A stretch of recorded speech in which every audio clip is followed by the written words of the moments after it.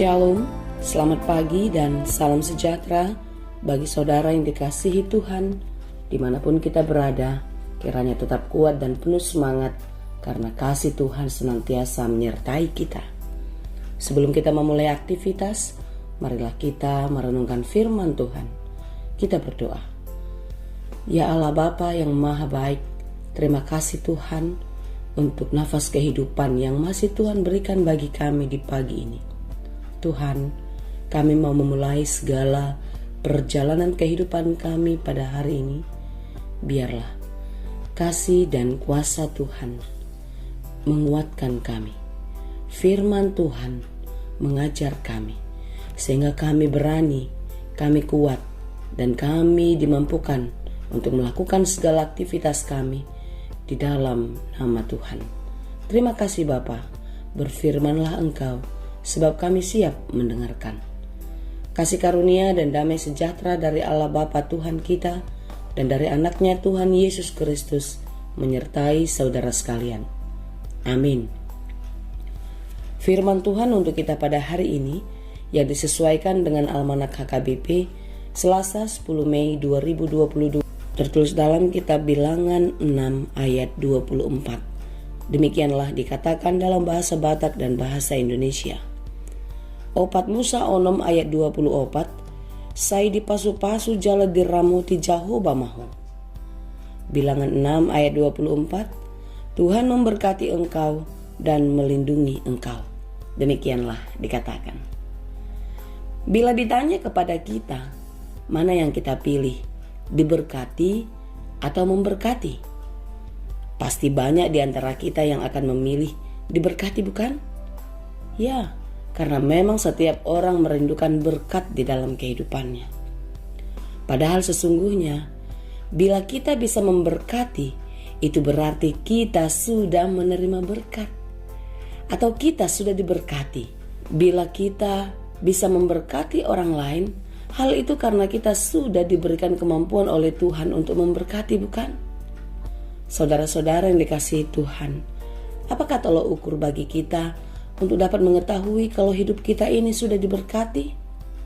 Sering sekali yang dipakai ukurannya adalah kesehatan, kesuksesan atau keberhasilan, kekayaan, dan lain sebagainya.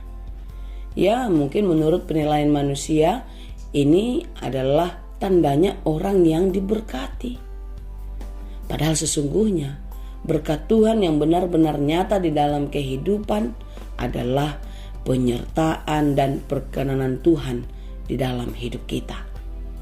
Apa gunanya kita mempunyai jabatan, kedudukan, kekayaan, harta yang melimpah, sahabat, teman yang banyak, tetapi jika Tuhan tidak berkenan kepada kita, Tuhan tidak berpihak kepada kita, Tuhan tidak menyertai kita?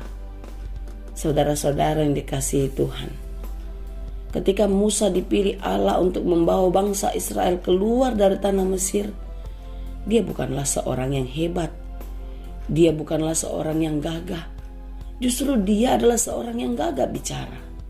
Tetapi lihatlah bagaimana Allah memakai dan memberkati dia, memakai dia dan memperlengkapinya. Dalam perjalanan Musa bersama-sama dengan bangsa Israel, dia merasakan dan dia menikmati bagaimana penyertaan Allah terus ada bersama-sama dengan mereka.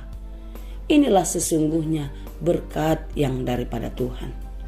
Bagaimanapun keadaan kita, seperti apapun kita, jika kita merasakan Tuhan ada bersama-sama dengan kita, Tuhan selalu menyertai kita di dalam segala perkara, itulah berkatnya.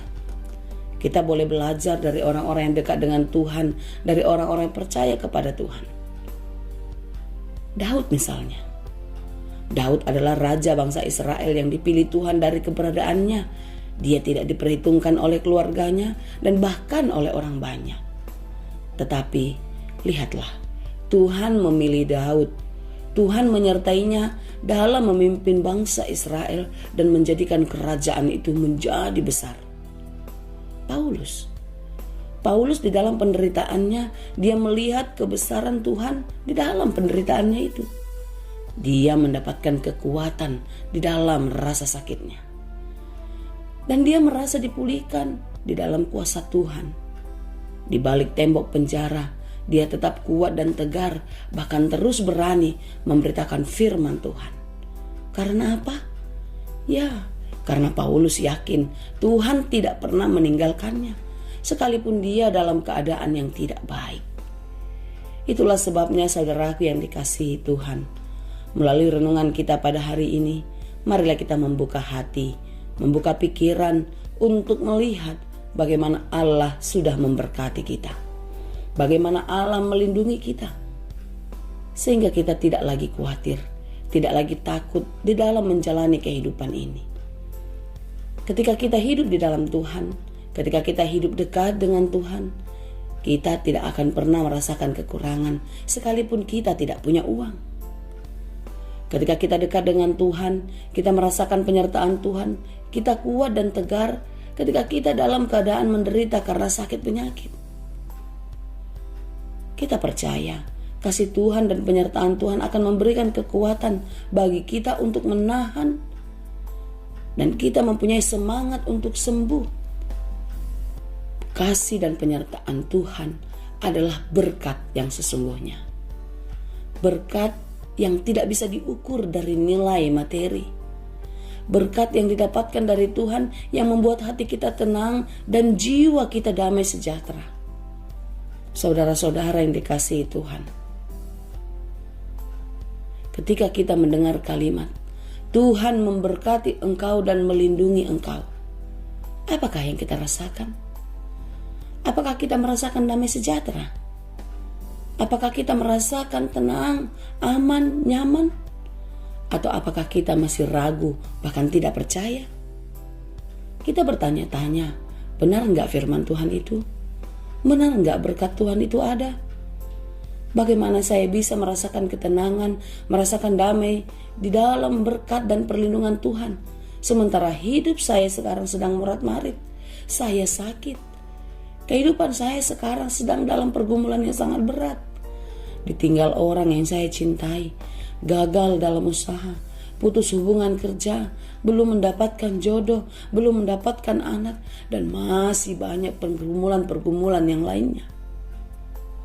Marilah kita belajar dari tokoh-tokoh Alkitab yang berjuang di dalam kehidupannya, yang memenangkan pertarungan imannya. Mereka pun tidak menjalani kehidupan mereka dengan baik-baik saja. Mereka juga mengalami penderitaan dan kesusahan. Lihatlah bagaimana susahnya Musa memimpin bangsa Israel keluar dari Mesir. Bangsa itu keras kepala, tegar tengkuk, sangat susah sekali diatur. Bagaimana kalau karyawan kita susah diatur? Orang-orang yang kita pimpin susah diatur? Coba kita bayangkan, bagaimana kalau anak-anak kita susah kita atur? Apa yang kita rasakan? Mari kita jawab sendiri. Saudaraku yang dikasihi Tuhan, marilah kita belajar dari pengalaman Musa, Daud, Paulus, dan masih banyak tokoh-tokoh Alkitab lainnya. Penyertaan Tuhan membuat mereka sanggup bertahan, dan bahkan mereka bisa memenangkan pertarungan. Dari pengalaman kehidupan mereka, kita harus tetap semangat.